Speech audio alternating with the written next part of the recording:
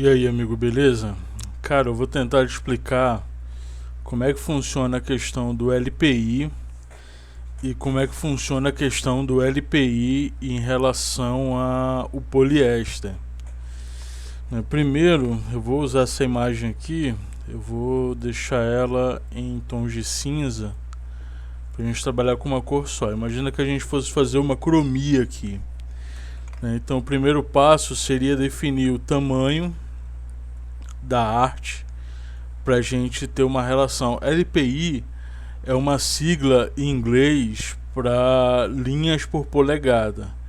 Então, para a gente definir a quantidade de linhas por polegada, a gente tem que definir primeiro o tamanho, né? Porque a linha por polegada só vai fazer sentido se a gente estiver usando o tamanho certo. Então, no caso dessa imagem, ela está com 2000 por 2000 pixels e está com 54 centímetros de altura e largura e está com resolução de 94 pixels por polegada.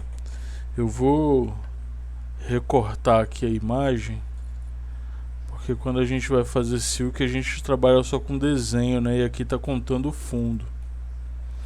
Então recortei a imagem, agora ela está com 36 por 47. Vamos considerar que a gente iria fazer essa imagem num A3. O A3, o máximo que dá para imprimir é 28 de largura por 40 de altura. Então nesse tamanho aqui caberia. A resolução quanto mais melhor. Tem que ter pelo menos 300 pixels por polegada, mas quanto mais melhor. O problema é que quanto mais se aumenta a quantidade de pixels por polegada, mais pesado fica o arquivo. Então você tem que ver aí um meio termo, né, para o arquivo ficar com uma boa qualidade, mas não ficar muito pesado, senão você não consegue trabalhar. Aqui no meu computador eu sei que 600 ele funciona bem. E aí ele vai aumentar, vai carregar um pouco. Eu vou colocar menos, porque senão vai ficar atrasando muito. Eu vou deixar 300 mesmo. E aí ele vai aumentar, aumentou rapidinho, tá vendo? Agora ele está com tamanho de 28 de largura, 36 de altura, 300 pixels por polegada. Agora vem a questão do LPI. O que define o LPI são algumas coisas. Aliás, são dois fatores que definem o tamanho do ponto. Aliás, não o LPI, mas o tamanho do ponto. Tem a questão da cobertura, por exemplo. Aqui está mais escuro. Tá vendo essa caixinha aqui? Ela mostra informações de onde está o mouse. Então aqui, por exemplo, onde está o mouse agora, está com 60% de cobertura do preto. Cá é o preto, que o desenho tá em cinza, cá é preto, mas dá para ver aqui no CMYK também, ó. O CMYK ele mostra várias cores. Mas como a imagem está em tons de cinza, a gente sabe que está com 60% de cobertura. Então aqui ele vai gerar um ponto de um tamanho específico. Esse aqui está com 85% de cobertura, quer dizer que o ponto vai ser maior do que esse. Então, mesmo tendo o mesmo LPI, mesmo tendo a mesma quantidade de pontos por polegada, o lugar que for mais claro vai gerar pontos menores e o lugar que for mais escuro vai gerar pontos maiores. Então são esses dois fatores que determinam o tamanho do ponto. O primeiro fator é a cobertura e o segundo fator é a quantidade de linhas por polegada ou de pontos por polegada. Ou seja, quanto mais pontos por polegada tiver a imagem, a imagem reticulada, menor vai ser o ponto. Eu vou mostrar isso agora. Para reticular a gente vem em imagem, modo bitmap. Aqui a gente coloca sempre saída, nem sempre, mas quase sempre saída igual a entrada. Então quer dizer que a imagem final também vai ficar com 300 pixels por polegada. Aqui a gente vai usar a tela de meio tons. E aqui abre uma outra caixinha onde vai ter o ângulo e o LPI. Tá vendo? Linhas por polegada. Então se eu botar aqui 40 linhas por polegada e 22,5 de ângulo, que é o que eu costumo colocar, no formato pode ser qualquer um desses, normalmente se usa redondo ou elipse. Vou botar redondo para ilustrar melhor. Botar OK. Ó, tá vendo? Aqui gerou pontos grandes. Os pontos estão até se encostando. Aqui gerou pontos menores, eles estão se encostando, mas menos. E aqui gerou pontos bem pequenos, porque a área era bem clara. Eu vou desfazer para você ver, tá vendo? A área está bem clara. E onde é branco não tem nada. Então você percebe que mesmo o LPI sendo 40, quer dizer, se a gente marcar aqui 1 polegada vai ter 40 pontos, você percebe que o tamanho do ponto muda mesmo assim, né? Nas áreas mais escuras vai ter pontos mais escuros. Agora você percebe outra coisa, é a questão do DPI, que são os pontos por polegada. A gente colocou com 300, né? Você percebe, eu desfiz, vou refazer para você ver. Você percebe que com 300 os pontos não ficam muito... Como eu disse, 300 é o mínimo, né? Mas embora eu tenha deixado redondo, os pontos não estão muito redondos, né? Porque tem poucos pixels para trabalhar, tá vendo? Cada ponto é formado por, sei lá, mais ou menos 4, 5 pixels. Então, ó, esse aqui tem 4 pixels. Então é difícil de trabalhar. Quando a gente aumenta a quantidade de pixels, tá vendo? Quando a imagem é pixelada assim, ela é formada por esses quadradinhos. Cada quadradinho desse é um pixel e cada pixel tem uma única cor. Quando a gente usa mais pixels, depois eu vou tentar explicar isso no Corel desenhando, fica mais fácil de explicar. Mas ó, quando a gente usa mais pixels, eu vou botar aqui 600. O mesmo desenho é formado por muito mais pontos. Isso permite, tá vendo, que o ponto tenha mais desses quadradinhos formando ele. Isso faz com que ele fique mais certinho. Isso é 600. Você percebe que 600 ainda não é muito redondinho. Aqui já é o ideal para revelar, funcionaria bem. Até com 300 funcionaria bem. Mas quanto mais melhor por causa disso. Se eu botar agora 1200,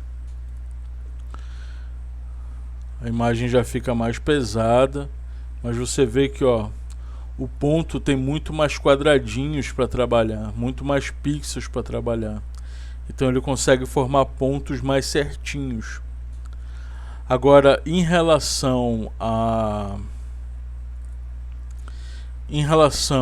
quantidade de LPI com a quantidade de linhas no poliéster, não existe muita regra assim. Existe aquela tabela que até colocaram no grupo, que é uma tabela que ajuda a evitar o efeito Moiré. O efeito Moiré, deixa eu ver se eu consigo explicar aqui, porque a minha internet está muito ruim hoje. Aliás, minha internet tá eu tô sem internet, não, eu tô usando meio que a internet do celular. Vamos ver se ele carrega rápido.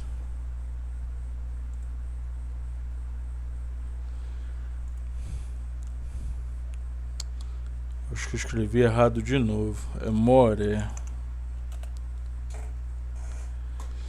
Esse efeito é quando os pontos coincidem com os pontos de maneira que formam umas formas geométricas, o que a gente tenta evitar, né? Você já deve ter visto isso, tá vendo? Ó, não se forma só em pontos de cromia, mas ó, esse aqui mostra muito bem o que acontece. Ó, esse aqui é melhor porque mostra. Vamos ver qual que vai carregar. Deixa a internet ajudar. porque teve um incêndio aqui, um pequeno incêndio aqui perto hoje. Fiquei sem internet o dia todo e estou usando a internet do celular e é demorada mesmo. Tentar carregar dessa menininha aqui que mostra bem.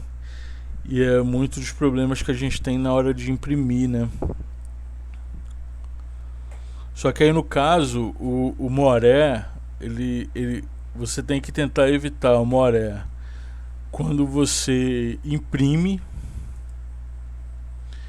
né? Ou seja, uma cor em relação à outra pode dar Moré, como nesse caso aqui, ó, não sei se dá pra ver bem no vídeo, mas quando uma cor coincide com a outra de maneira errada, isso é uma questão de ângulo, até angular as cores da maneira certa vai resolver um pouco isso. Mas outra coisa que pode dar Moré também, ó, tá vendo como a imagem não ficou legal? Isso é Moré. Isso que a gente tenta evitar. Ó, outra imagem para ilustrar. Ó, aqui não deu. Normalmente a cromia fica assim mesmo, mas ó, uma aqui que explica bem os ângulos, ó. Tá vendo? Esses ângulos ele vai evitar Moré. Só que existe Moré que acontece quando você coloca uma cor sobre a outra e pode causar esse efeito. Tá vendo? Esses efeitos assim, ó. Mas existe também o Moré que acontece quando os pontos da cromia não cai bem nos pontos da tela. Mas esse é mais complicado de evitar. Eu tento sempre seguir aquele padrão daquela imagem que postaram nos grupos, que tem o número de poliéster e o número de retícula de LPI recomendado. E eu acho que aquilo já ajuda a evitar bastante. Aconteceu poucas vezes comigo. O que é mais comum de acontecer... A imagem não está corregando. O que é mais comum de acontecer é Moré em relação uma cor à outra. Isso acontece bastante. Aquela imagem ela tem a intenção de evitar Moré que acontece em relação à cor e à tela, né? Então, seguindo algo parecido com aquele padrão, já vai evitar o Moré.